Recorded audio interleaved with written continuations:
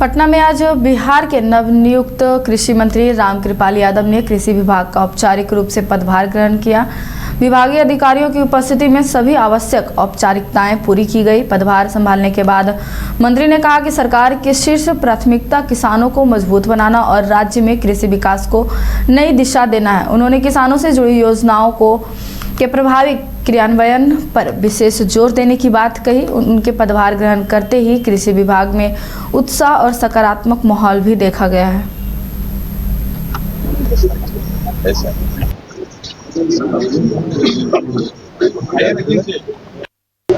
आज मैं सबसे पहले आभार व्यक्त करना चाहता हूं अपने नेतृत्व का और माननीय मुख्यमंत्री जी का, जिन्होंने मुझे एक बड़ी जिम्मेवारी दी है।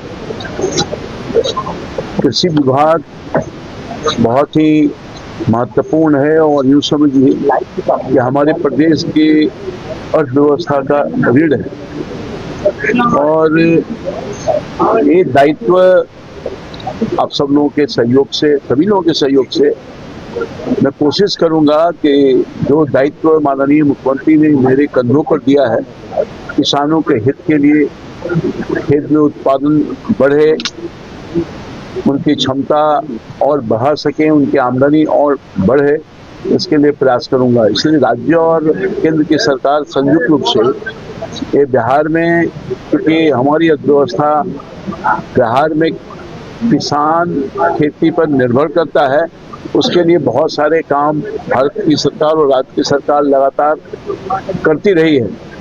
मैं उस काम को आगे बढ़ाने के लिए कोशिश करूंगा।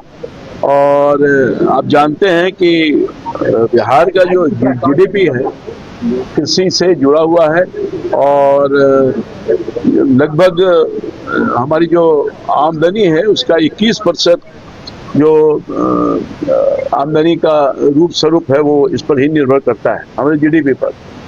तो बिहार विकास के लिए कृषि का विकास होना बहुत अनिवार्य है और लगभग 76% आबादी किसान खेती पर निर्भर करता है। हमारे पास कोई अभी इंडस्ट्री नहीं है।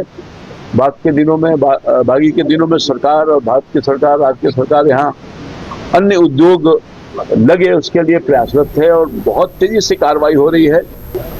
शहर की भीड़ से बोर हो गए हो? तो चलिए आज नए वाइब में आपको लेके चलते हैं, जिसका नाम है वैदिक विलेज। एम्स पटना से 10 मिनट की दूरी पर नौबतपुर में स्थित ये सोसाइटी सिर्फ आपके लिए है। यहाँ पे मेन रोड 30 फीट की है, रिंग रोड 24 फीट की है और ब्रांच रोड 20 फीट की है।